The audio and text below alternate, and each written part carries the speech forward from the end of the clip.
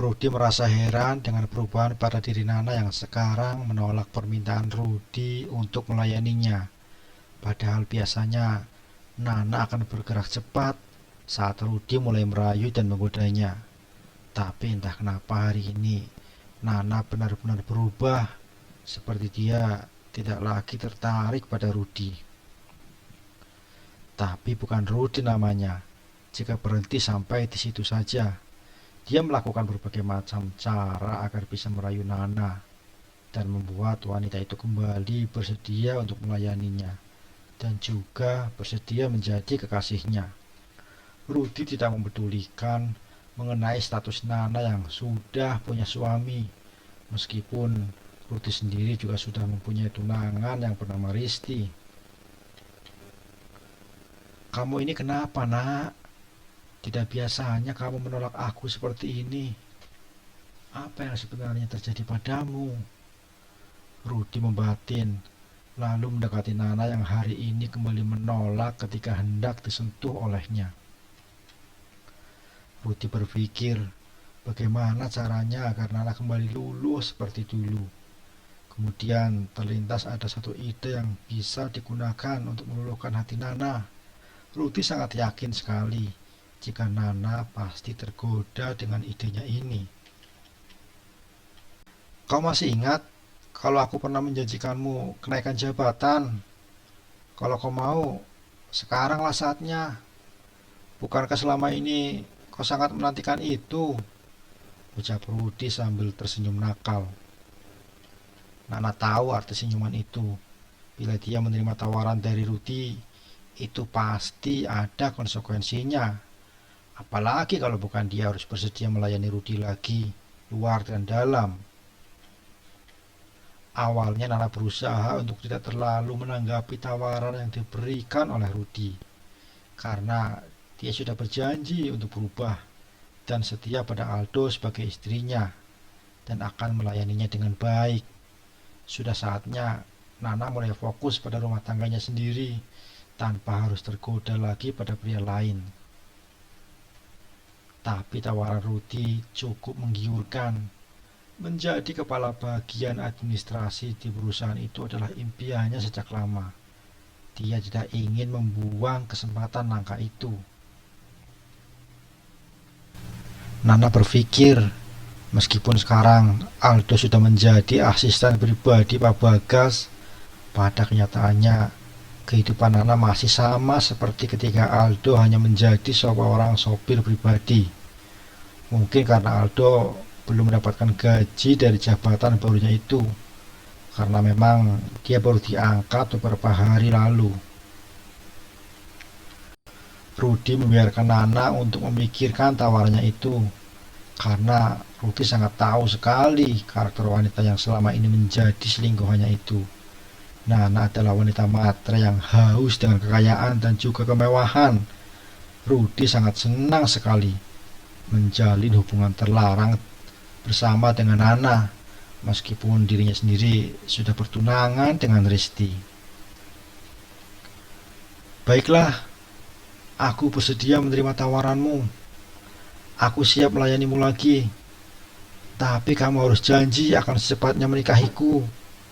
Aku rela menceraikan Mas Aldo jika kamu sudah siap untuk menikahiku." Pada akhirnya, godaan setan berhasil mengalahkan pendirian Nana. Wanita itu kembali bersedia dengan iming-iming naik jabatan sebagai kepala administrasi. Rudy tersenyum puas penuh kemenangan, karena memang dia sangat yakin sekali jika Nana pasti akan menerima tawarannya, sehingga mereka berdua kembali bisa bermesraan seperti biasanya.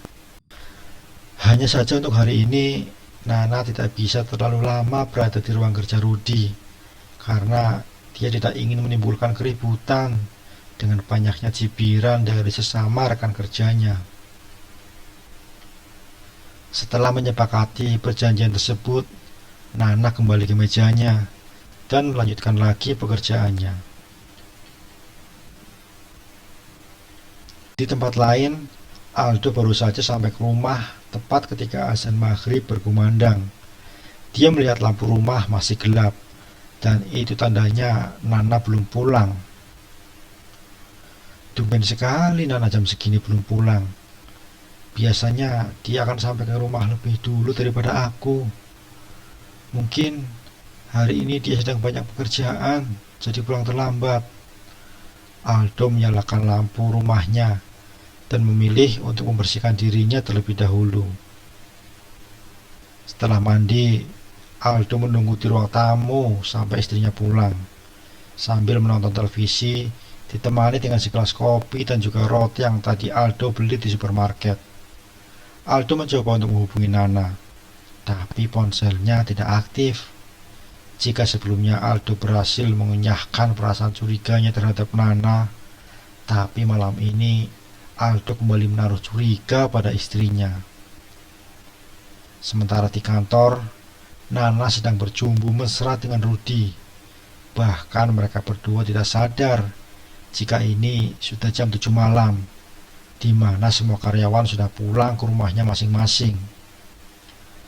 Mereka berdua memang sengaja menunggu semua karyawan pulang agar mereka bisa menghabiskan waktu bersama tanpa ada gangguan dan juga tanpa diketahui oleh mereka.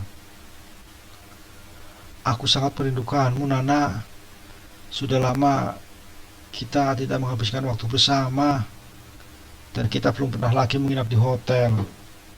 Nanti aku akan atur rencana agar kita bisa bermesraan di hotel tanpa takut ada yang mengganggu.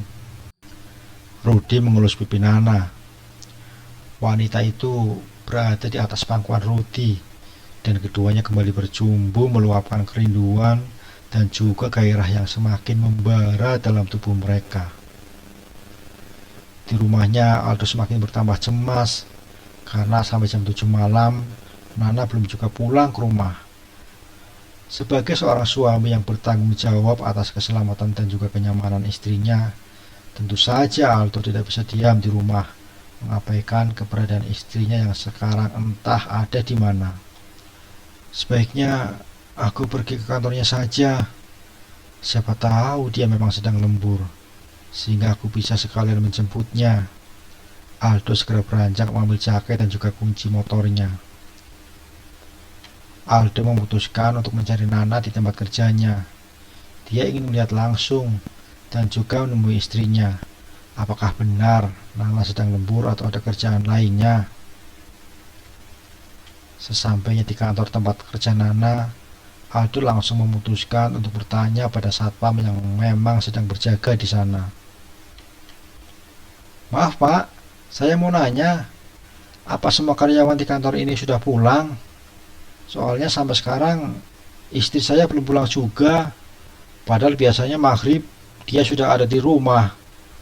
Aldo mendatangi satpam yang bertugas hari itu. Karyawan kantor ini memang sudah pulang sejak jam 5 sore tadi. Yang masih berada di kantor tinggal Pak Rudy dan Bu Nana yang sedang lembur saja, jawab Pak Satpam yang bertugas malam itu kepada Aldo. Aldo terkejut mendengar jawaban dari satpam itu.